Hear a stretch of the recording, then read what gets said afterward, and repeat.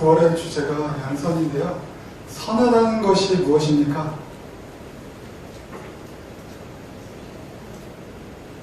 양선은요, 선한 일을 추구하며 그것을 행하는 걸 말하는데요. 그러면 선하다는 것이 무엇인지 알아야 우리가 양선의 삶을 살 수가 있습니다.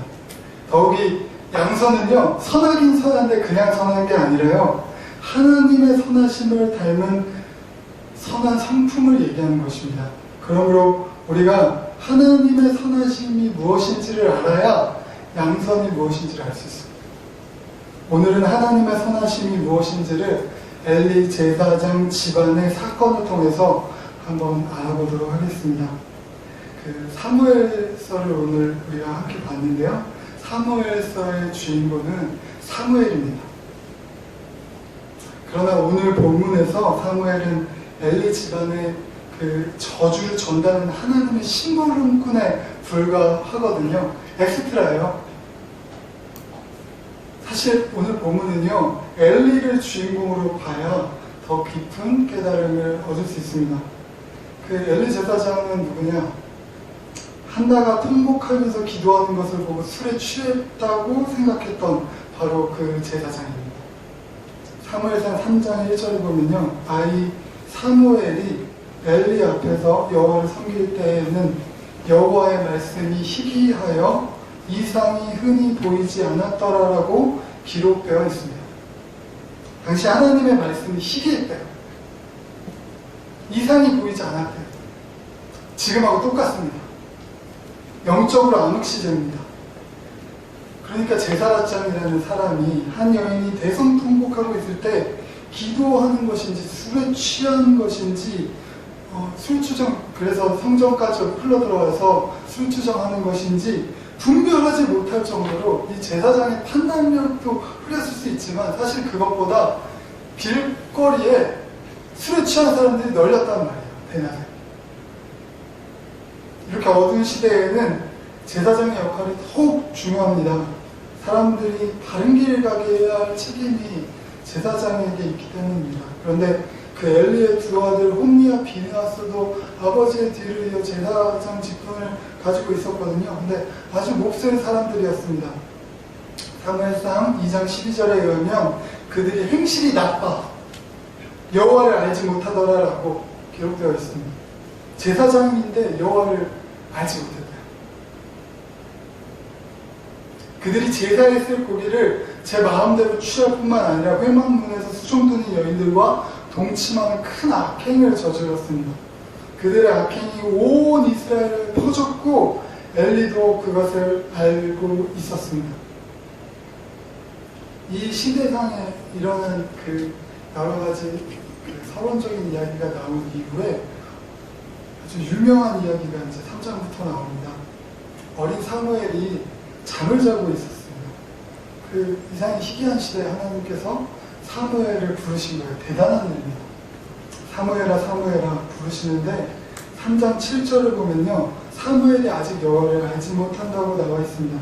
그러니까 당연히 그때는 하나님께서 사람을 부르시는 일이 희귀하니까 당연히 누가 부르는 소리를 듣고 엘리 제사장이 자기를 부르는 줄 알고 사무엘이 얼른 뛰어갔습니다. 그러나 나는 부르지 않았으니 다시 누구라, 이런 소리만 들을 뿐이었습니다. 근데 계속해서 사무엘을 부르는 소리가 들렸죠. 그래서 세 번째 사무엘아 사무엘아 부르시는데 그때야 엘리 제사장이 하나님께서 사무엘을 부르시는 것을 알았습니다. 그래서 사무엘에게 다시 여호와께서 너를 부르시거든 말씀하시옵소서 주의 종이 듣겠나이다 라고 대답하라고 가르쳐 주었습니다. 그래서 이제 다시 하나님께서 사무엘을 부르시니까 하나님께서 이제부터 말씀을 하십니다. 그 말씀의 주된 내용이 사실은 그 암흑의 시대에 하나님께서 인간에게 계시를 주시는데 엄청난 일이거든요. 그 사무엘이 위대한 인물이 될 것이다. 너를 통해서 하늘의 별처럼 바다의 모래처럼 수많은 이 세상 열국의 축복이 너로부터 흘러갈 것이다. 이런 축복의 말씀 하신 거 아니었고요. 그 어린 연약한 사무엘에게 제사장 집안에게 내리는 심판과 저주를 말씀하셨습니다. 하나님께서는 저주의 심부름꾼으로 사무엘을 부르셨어요. 사실 이 저주가 이미 사무엘상 2장에서 하나님께서 천사를 통해서 엘리에게 직접 이미 선포된 말씀입니다. 그런데 다시 그 저주를 반복하여 말씀하신다는 것은요, 아마도 엘리 제사장이 그 경고를 듣고도 아무런 조치를 취하지 않았던 것 같습니다. 그렇잖아요. 우리가 독촉장이 날라오면 빨리 벌금 내십시오. 신호 위반하셨습니다. 과속하셨습니다. 딱지가 날라오면 그 정해진 기한까지 우리가 그 벌금을 지불해야 하지 않습니까? 그런데 그게 안 내고 계속 유효기한이 지나면 독촉장이 계속 날라오잖아요. 지금 바로 하나님께서 그런 재차 경고의 말씀을 하시는 것입니다. 그것도 이제는 하나님의 사랑을 보내도 말을 안 들어 아마 엘리 제사장에게 좀 어쩌면 자존심이 상했을지도 모르겠어요. 하나님께서 엘리 제사장에게 직접 말씀하시는 것이 아니라 이 어린 자기가 가르치는 제자 중에 하나인 사무엘을 통해서 그 경고를 하시니까요. 자기와 하나님과의 조용하게 끝내면 될 아주 은밀한 얘기들을, 나의 치부와 나의 상처들을 지금 어린 사무엘도 알게 되지 않았습니까? 하나님께서 얼마나 그것에 대해서 분노하시는지, 화가 나셨는지 이 어린 사무엘에게도 그것이 전해지지 않았습니까? 아마 엘리 제사장은 하나님께서 사무엘을 부르신 그날 밤 아마도 자존심에 많은 상처를 받았고 뜨끔했을 것입니다.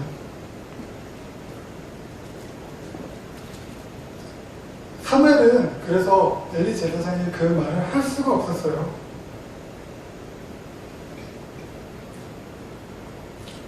우리가 엘리가 도대체 무엇 때문에 이렇게 크나큰 저주를 받았는지 한번 살펴볼 필요가 있습니다.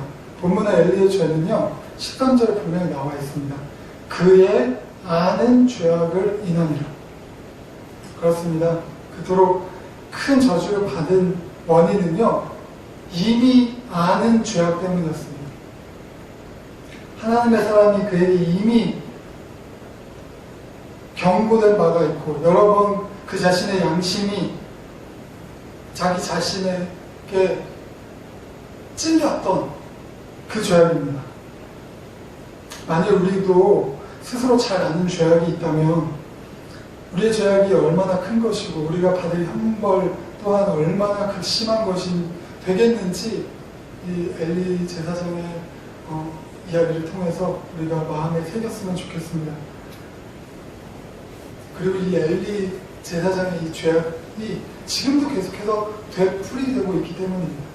그래서 하나님께서는요, 엘리의 죄악을 분명하게 밝혀주셨습니다. 그 죄악은 그의 아들들이 저주를 자청하되 그가 이를 금하지 않은 것 때문이었습니다.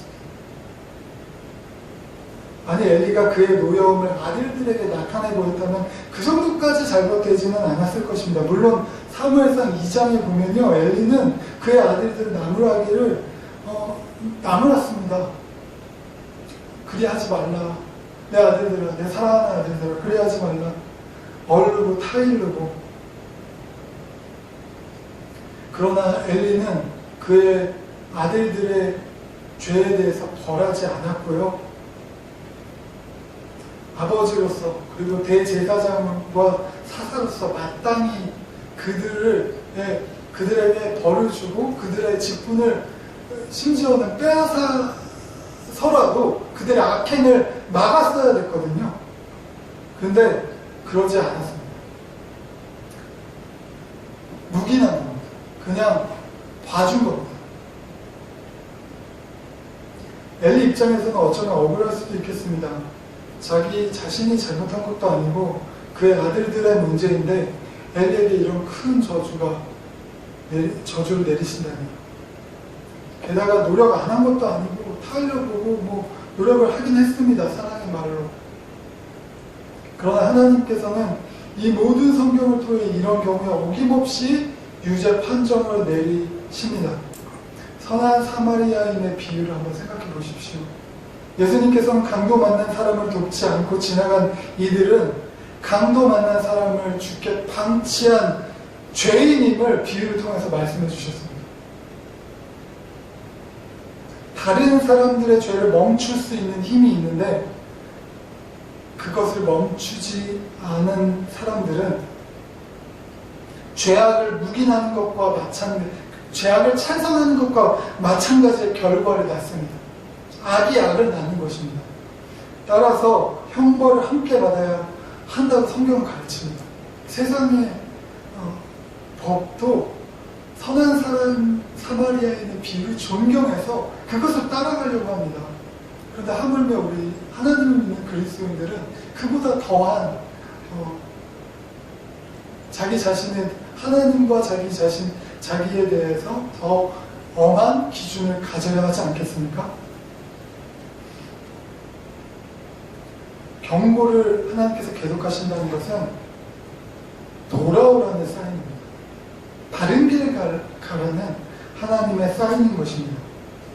그래서 근데 이게 말이 쉽죠. 사무엘은 이 하나님의 저주를 듣고 하나님의 저주가 사실은 성경 전체를 보면 하나님의 저주가 아닌 것을요. 하나님께서 돌아오라고 계속 하나님의 그 사랑에 매인 것입니다.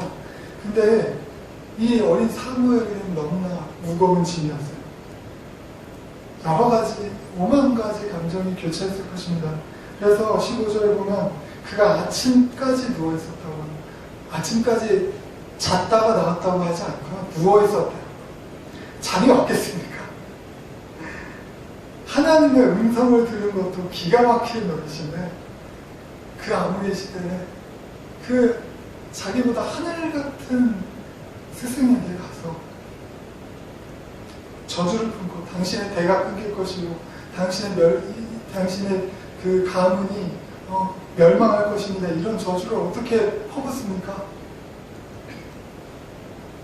아마 사무엘은요, 자기가 들은 말을 여러 번 숙고하며 그것을 어떻게 할 것인가 끙끙 앓았을 것입니다. 사무엘은 자기가 본 바 이상을 엘리야에게 알게 하기를 두려워하였다. 만일 엘리가 그에게 화를 내고 그를 꾸짖을까 두려워하는 그 정도의 그 사무엘의 마음이 그 정도였다면 밤새 잠 이루지 못할 사람이 아닙니다. 왜냐하면 사무엘의 그 앞에 이제 그 아침 일찍 그 성전에 불을 켜고 문을 열고 뭐 이런 사무엘의 행적이 나오거든요. 그 제자 중에서도 아주 하나님을 경외하는 정말 될성 싶은 그 떡잎은 잘 때부터 알아본다면서요. 그래서 그 사무엘에게 이미 그런 하나님의 하나님의 그 크신 말씀을 담을 그 그릇의 그 성품이 보였습니다. 근데 아마 엘리는요, 우리가 상상하기를 바라는 것은 아마 엘리를 생각해서 착한 우리 스승님이, 착한 노인인 그 스승님이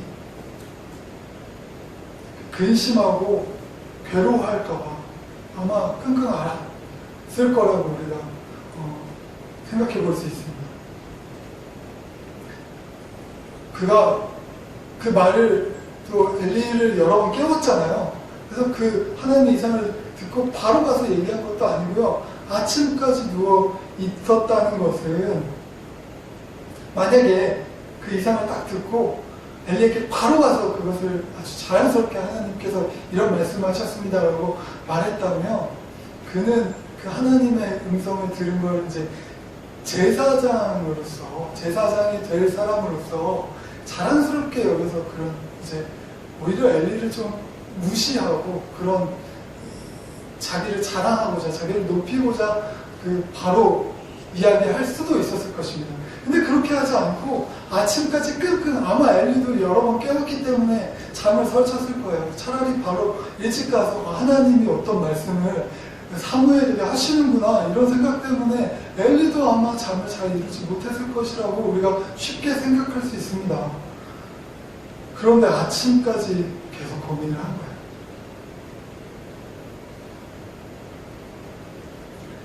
제자로서 스승 엘리에게 악한 소식 전하기를 당연히 싫어했다고 볼 수 있습니다. 그래서 오히려 지난밤 사무엘을 부르신 그 사건으로 뒤숭숭한 잠자리가 뒤숭숭했던 그 엘리가 사무엘을 오히려 재촉합니다. 16절 17절 보면요, 청하노니 내게 숨기지 말라. 그리고 위협을 합니다. 만일 하나라도 숨기면 하나님이 내게 벌을 내리시기를 원하노라. 엘리는 이전에 하나님께서 이미 경고하신 바가 있고 그가 그의 죄를 이미 알고 있었기 때문에 그 말씀이 자신에게 관한 나쁜 결과를 가져올 그런 예언이라는 것을 충분히 짐작할 수 있었습니다. 그러나 그것이 하나님의 말씀인 만큼 지나칠 수는 없었습니다. 그래서 우리도 진정 선한 사람이면 기쁠 때나 슬플 때나 하나님 찬양해야 하고, 우리에게 기쁜 일이 와도 슬픈 일이 와도 그것을 잘 이롭게, 하나님의 말씀이 나를 일시적으로 나를 이롭게 하는 것 같을지라도 아니면 나를 해롭게 하는 것 같을지라도 상관하지 않고 모두 그것을 받아들일 그 마음의 자세가 되어야 합니다. 드디어 사무엘이 어쨌든요, 하나님의 그 말씀을 엘리에게 모두 전달해 주었습니다. 본문에 보면 사무엘이 자세히 말하고 조금도 숨기지 않았다고 나와 있습니다. 18절이죠. 사무엘은 보다 좋게 꾸며서 말하지도 않았고 덜하게 말하지도 않았습니다. 근데요, 이제부터 우리 주인공인 엘리가 그 모든 저주의 말을 듣고 한 그 반응이 참으로 놀랐습니다. 엘리는 그 말을, 그 저주를 다 받아들였습니다. 사무엘에게 꼬치꼬치 따지지도 않았고요. 그 선고가 틀림없이 그렇게 선포되었냐고 묻지도 않았습니다. 그리고 자기는 억울하고 그 형벌이 지나친 것이고 또 감당키 어려운 것이라고 하지도 않았고요. 그리고 그것을 하나님의 그 심판을 뒤집으려고 기도하지도 않았습니다. 하나님의 심판에 승복했고 그 모든 죄과를 받아들였습니다.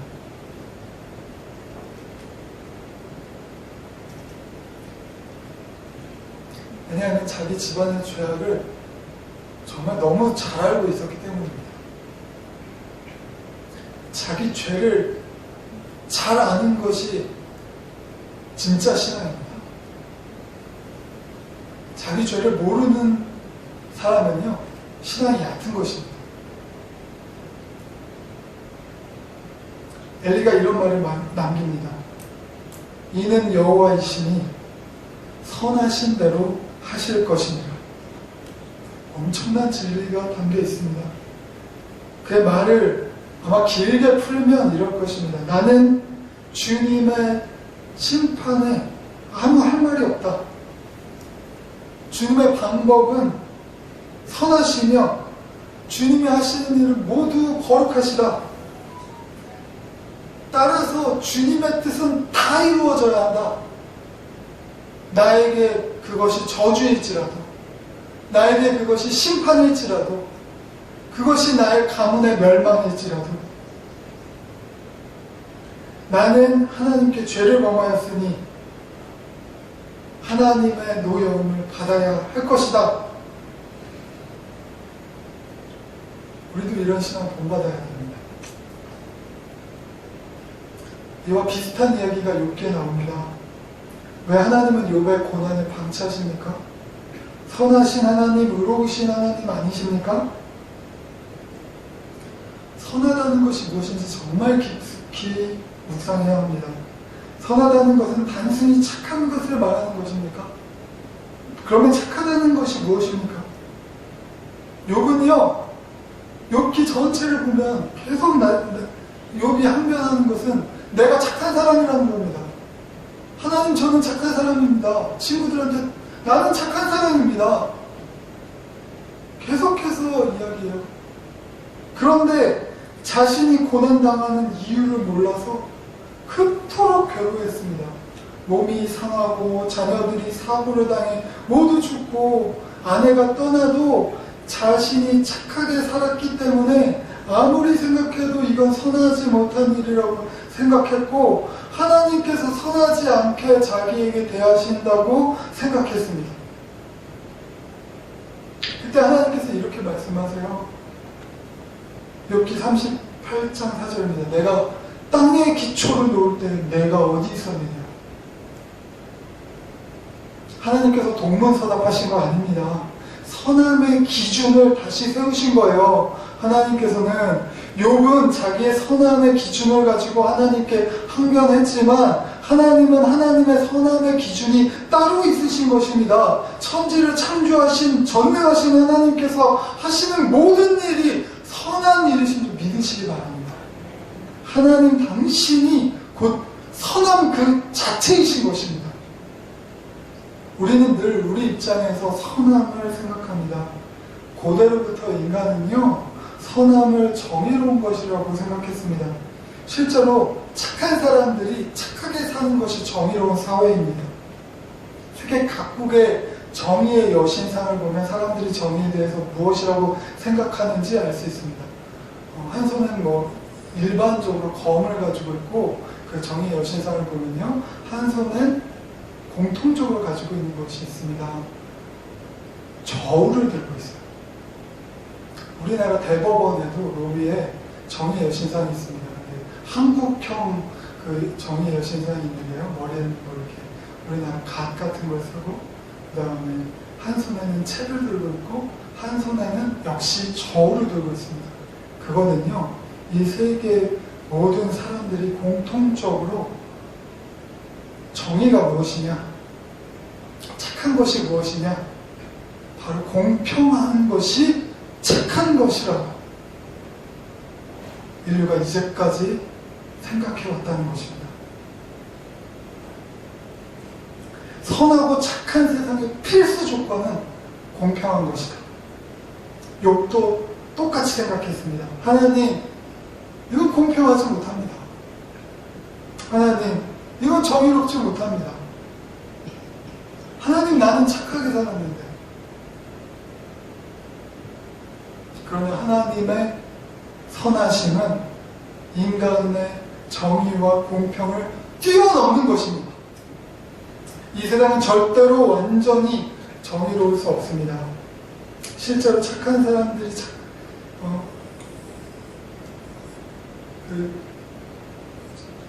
공평할 수도 없고요. 이 세상은 절대로 완전히 선하게 살 수가 없습니다. 기록된 바 의인은 하나도 없나니 깨닫는 자도 없고 하나님을 찾는 자도 없고 다 치우쳐 함께 무익하게 되고 선을 행하는 자는 없나니 하나도 없도다. 로마서 3장 10절부터 12절까지의 말씀입니다. 우리는 우리의 선함을 의지하는 것이 아니라 하나님의 선함을 믿어야 합니다. 우리의 정의와 공의를 믿는 것이 아니라 하나님의 정의와 공의를 믿어야 합니다. 양선이란 하나님의 마음을 갖는 것으로부터 시작되거든요. 그러니까 하나님이 주신 자비의 눈으로 세상을 바라보며 돕고자 하는 마음을 품는 것이 양선인데, 그러니까 우리 마음으로부터 나는 착한 마음이 아니라요, 우리 마음에서 그런 것이 나오지 않습니다. 하나님의 그 선하심을 담는 것이 양선의 시작입니다. 어제 밤에 제가 저희 어머님께 여쭤봤습니다. 설교하기가 너무 힘들어요. 어려운 주제라서 저도 잘 모르겠어요. 사실 양선이 무엇인지, 선한 것이 무엇이냐, 하나님을 닮는 것이 무엇인지 너무나 고민스러워서 어제 저희 어머님, 이 권사님께 여쭤봤습니다. 어머님, 뭐 물어볼 게 있는데 착한 게 뭐라고 생각하세요? 어머니, 착한 게 뭐라고 생각하십니까? 어머니께서도요, 쉽게 대답을 못 하셨어요. 글쎄, 말을 못 하시다가 말씀을 하셨는데요. 내 생각에는 끝없이 사랑하는 것이 착한 거 아닌가? 끝없이 사랑하고 끝없이 도와주고 끝없이 응원하는 게 착한 거 아닌가?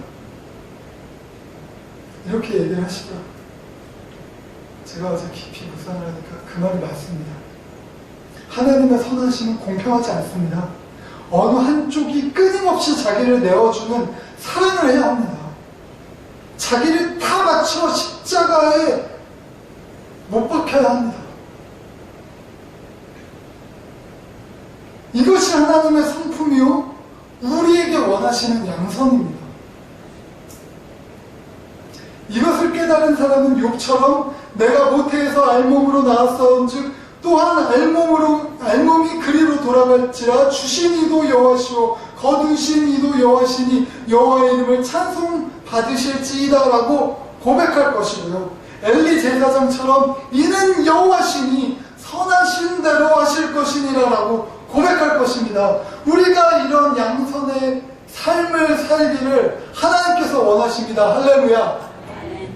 말씀을 정리하겠습니다. 지금 세상은요, 엘리의 시대만큼이나 하나님의 이상의 희귀하고 어두운 시대를 살고 있습니다. 욥처럼 의인이 고난을 받는 경우도 있고요, 엘리처럼 자녀의 잘못으로 큰 어려움을 당하는 경우도 있습니다. 그때 하나님 불평하시면 안 되고요, 나의 선함의 기준을 내세우지 말고 여호와 하나님의 선하심을 굳게 믿으시기를 부탁드립니다. 하나님의 성품이요, 하나님께서 우리에게 원하시는 양선의 삶을 사시기를 바랍니다.